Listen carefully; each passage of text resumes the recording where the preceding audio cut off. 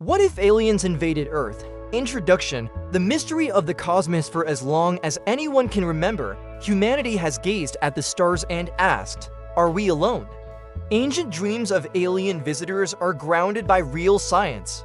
Astronomers know our galaxy holds trillions of stars and planets, and NASA even launched a Habitable Worlds Observatory to search for life. After all, Earth sits comfortably inside the Sun's habitable zone, the Goldilocks distance where liquid water can persist. Some of our greatest thinkers, including Carl Sagan, have argued that extraterrestrial life is likely, and yet the silence out there has been deafening.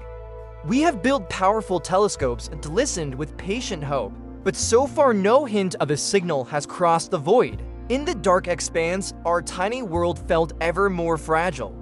Carl Sagan's words echoed in our minds. The Earth is a pale blue dot, a lonely speck in cosmic darkness where no hint of help will come from the stars. We cherished our world and wondered what we might say or do if the silence ever broke. If one day they finally arrived on our doorstep, first contact, the unseen visitor. Then suddenly everything changed. It began innocently enough, a blip on a radio telescope, an odd glow in the night sky that quickly became undeniable reality. News crews and scientists alike scrambled as clear patterns emerged from the static. Our vigilant sky watchers had detected a signal that was not of earthly origin. This was humanity's first handshake with the universe. Astronomers and officials followed the established protocols. SETI had a plan, after all, to verify the finding. Teams around the globe raced to decode the mysterious transmission. Some in the media celebrated this as the greatest discovery in history. Others, recalling Stephen Hawking's warnings, bristled with fear. Hawking had compared contact with aliens to humans meeting ants. Where the ants are soon wiped out, could this signal be a greeting or a challenge? Suddenly, all over Earth, people paused. The message was simple and terrifying. It contained coordinates and images of our cities. It seemed these visitors saw us. Moments later, brilliant shapes broke through the atmosphere. Enormous alien craft glided into view above the oceans and continents. There was no time for debate or denial. The long-asked question was answered. We were no longer alone. The invasion begins, unleashed power. When the first alien ships appeared in Earth's skies, they brought with them a display of power beyond human imagination. Within hours, ghostly vessels drifted silently over major cities. Terrifying energy beams flashed across horizons, vaporizing landmarks and defenses. The capital buildings of great nations crumbled, repulsors melted steel beams, and entire armies found themselves helpless as their most sophisticated weapons were torn apart by shimmering force fields. Witnesses on the ground described the scene in awe and horror. The sky turned blood red with explosions and plasma bursts. People screamed as family and friends were swept away by conflagrations. Even in fortified bunkers, the floor shook with impacts. We had naively believed interstellar travel meant empty space. How wrong we were! NASA had once calculated that Voyager 1 would take 75,000 years to reach our nearest neighbor star. Yet here, aliens had traversed that distance in days or hours. By the laws of physics we knew, it should have been impossible. Yet there they were, breaking the speed limits of space itself. On Earth, a stunned silence fell just seconds before chaos erupted. Global communications blinked out as satellites were disabled. Power grids were fried by electromagnetic pulses. Humanity faced its worst nightmare not in some distant future, but today. The legendary historian reading about past wars knew our weapons, for all their might, were like sticks against a dragon. As Stephen Hawking had cautioned, civilizations millennia ahead of us might treat us as we treat bacteria. Insignificant and dispensable, it seemed that grim possibility was now our reality. Humanity's reaction, panic, unity, resistance. Panic swept the planet. In frantic homes and crowded streets, people clutched precious ones close, eyes glued to frantic news broadcasts. Some families loaded cars and fled cities en masse, highways turning into rivers of headlights. Others raced to supermarkets, stocking up on canned food, water, and batteries, preparing for a war unlike any other. Fear and confusion reigned. Religious leaders lit candles in empty cathedrals.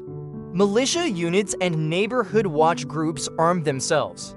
Yet, through the terror, a surprising unity began to emerge. Nations battered by decades of rivalry sent defiant messages on scrambled television. We stand together. We will defend the Earth. Satellite phones and amateur radios buzzed with plans of international aid convoys and makeshift hospitals.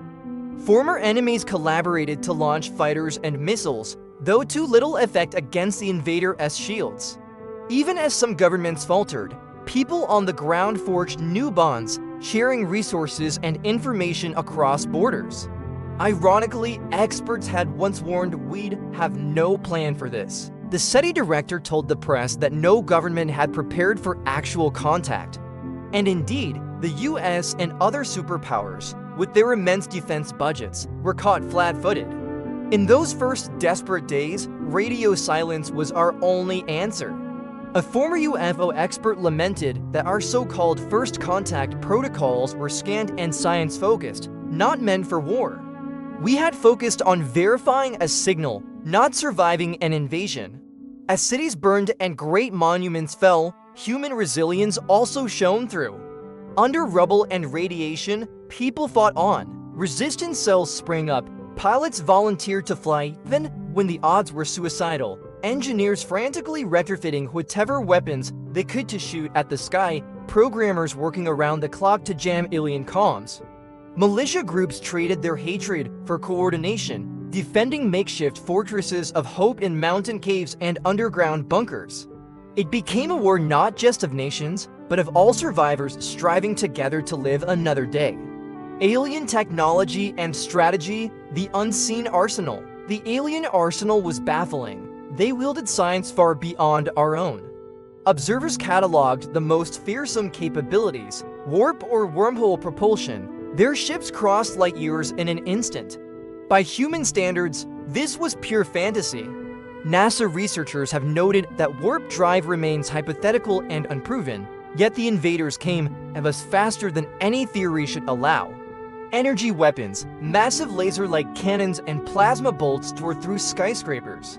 In our world, directed energy weapons are still mostly experimental, but these aliens use them like artillery. Our ballistic missiles bounced off alien shields as if hitting air, whereas the alien beams left craters miles across in solid rock. Gravitic shields and cloaking, their spacecraft were encased in invisible force fields that repelled our bullets, bombs, and even nuclear blasts. Radar and infrared sensors were rendered useless by sophisticated cloaking fields and adaptive camouflage. Humans could not even see some of the smaller drones until they were on top of us. Autonomous drones and AI, the sky swarmed with hundreds of insect-like drones that resembled flying shards of metal. These were not piloted, they operated intelligently, dividing and swarming on targets. Each drone could adapt its tactics, coordinate with others via instantaneous communication, and self-repair with nano-machinery. We could only recognize this as a form of advanced artificial intelligence and nanotechnology. Bioengineered weapons, even our bodies were not safe. Some survivors fell ill with unidentifiable fevers.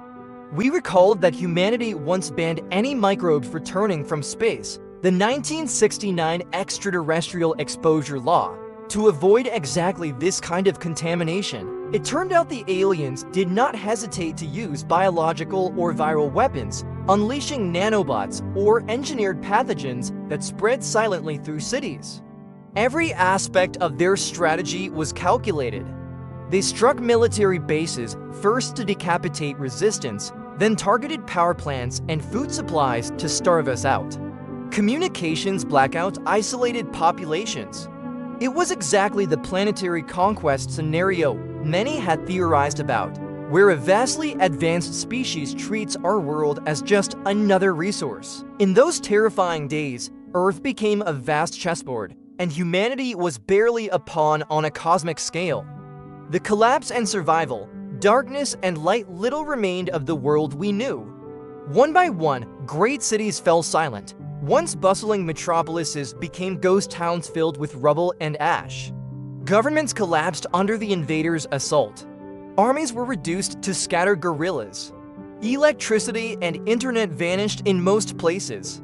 For weeks, no airplane ever crossed the sky, no radio station broadcast beyond static. In the darkness, the human spirit flickered stubbornly.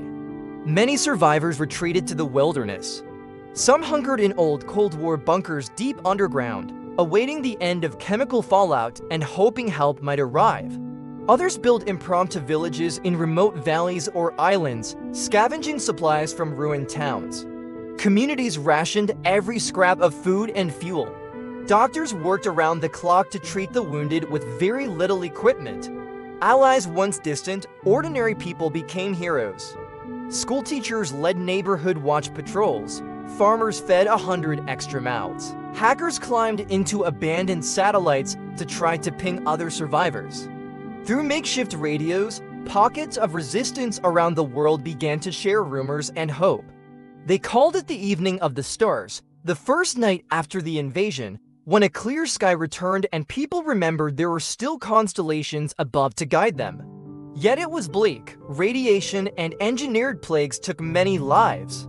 Long-range earthquakes caused by orbital weapons triggered tsunamis. The seas turned toxic with ash. But humanity endured in small enclaves. In a battered world, survival was an act of quiet courage and solidarity.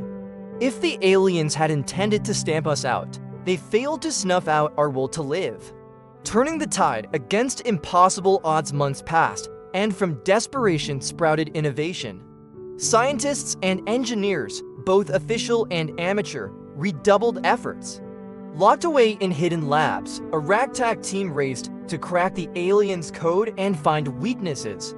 One breakthrough came when a mathematician realized the alien ships needed constant power to maintain their shields. If that power could be interrupted, even briefly, the shields would flicker.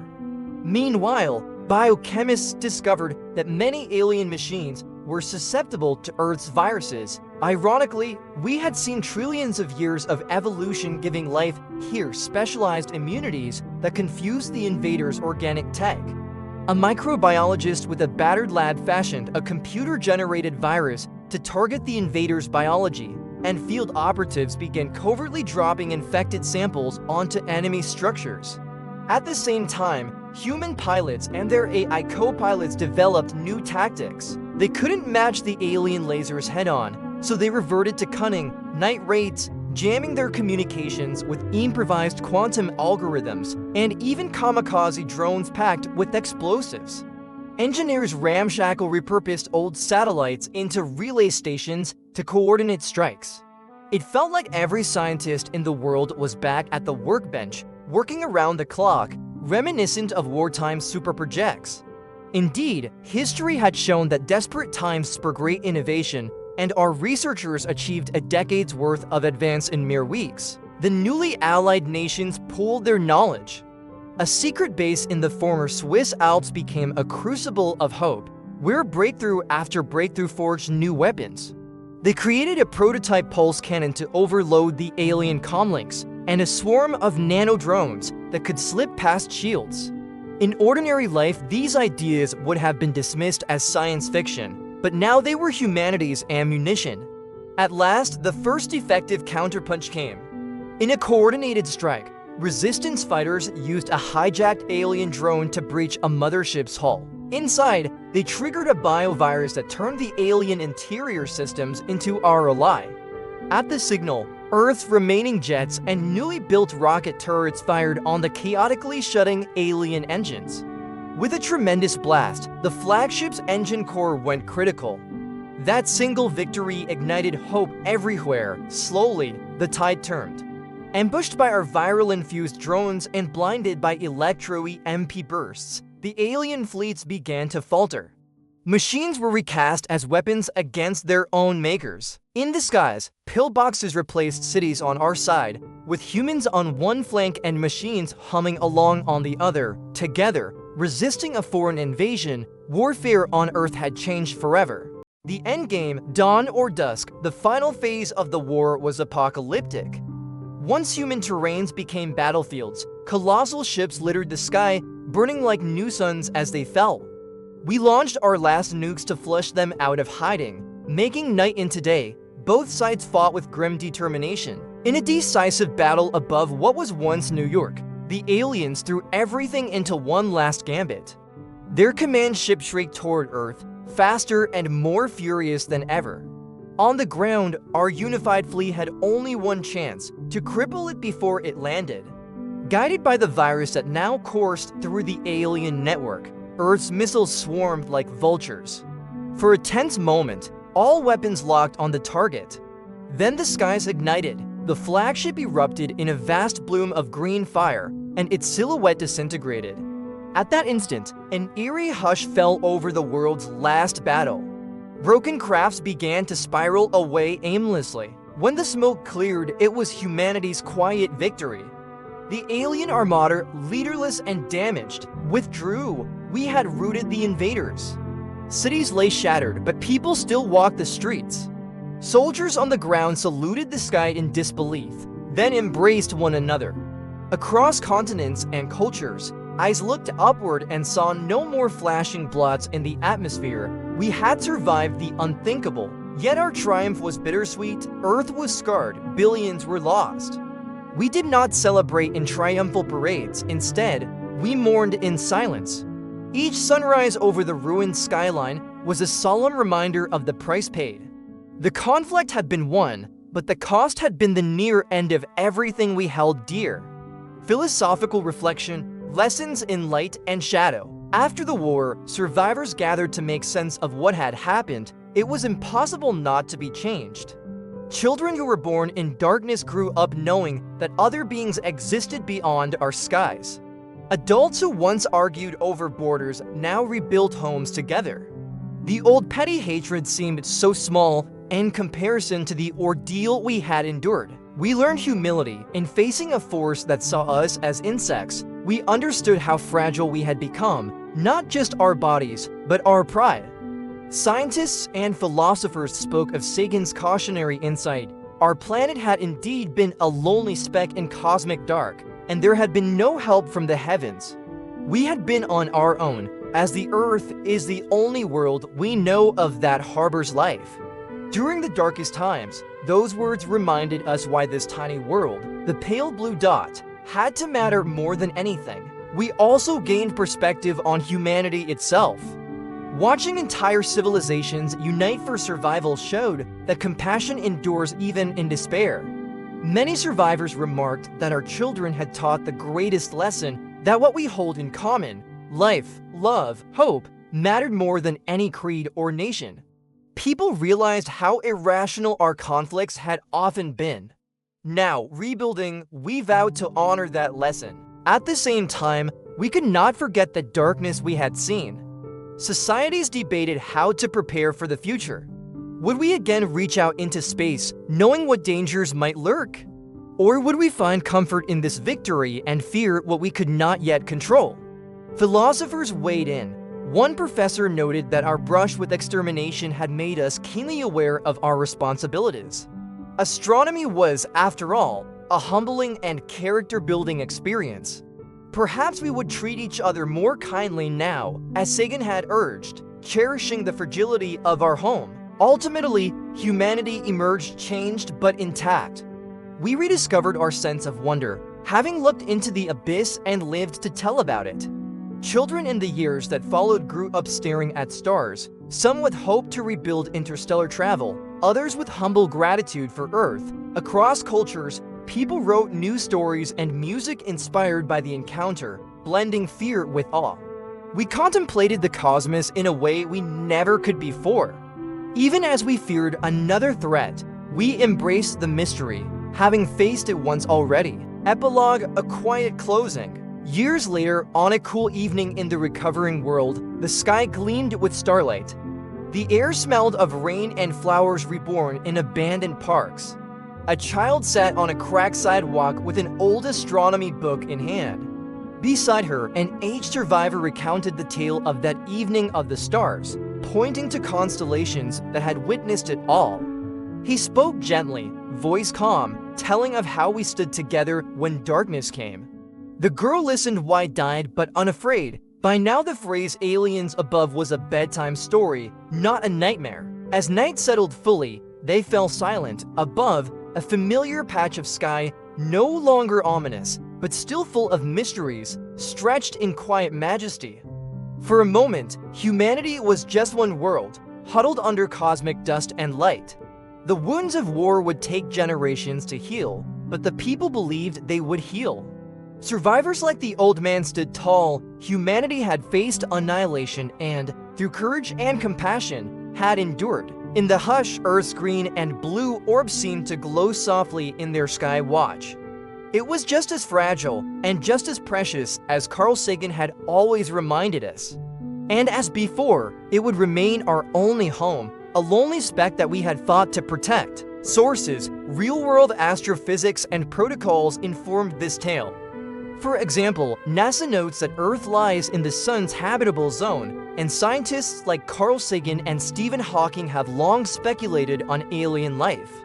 First contact protocols are mostly theoretical, and even modern defense agencies are unprepared for extraterrestrial visitors.